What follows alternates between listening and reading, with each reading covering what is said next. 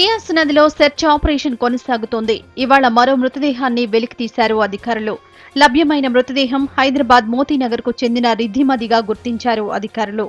మరో 7 మృతదేహాల కోసం గాలింపు చేస్తున్నారు అధికారులు.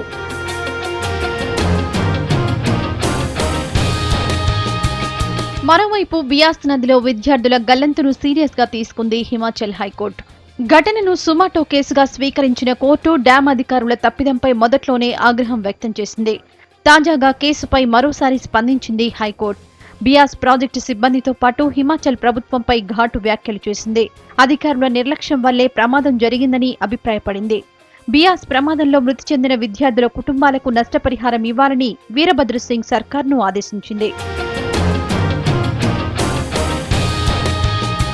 ప్రమాదంలో చనిపోయిన విద్యార్థుల కుటుంబాలకు 5 లక్షల పరిహారం ఇవ్వాలని హిమాచల్ హైకోర్టు ఆ రాష్ట్ర ప్రభుత్వాన్ని ఆదేశించింది. ఇందులో 2,50,000 కాలేజీ యాజమాన్యం, మరో 2,50,000 లార్జీ డ్యాం నిర్వాహకులు చెల్లించాలని కోర్టు సూచించింది.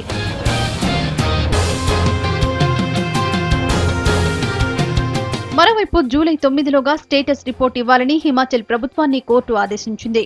కాలేజీ యాజమాన్యం, లార్జీ డ్యాం అధికారులను ప్రతివాదులుగా చేర్చాలని తెలిపింది.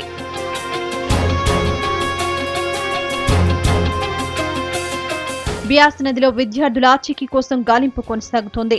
కొంతమంది విద్యార్థుల తల్లిదండ్రులు ఇప్పటికీ తమ పిల్లల మృతదేహాల కోసం అక్కడే దీనంగా ఎదురుచూస్తున్నారు.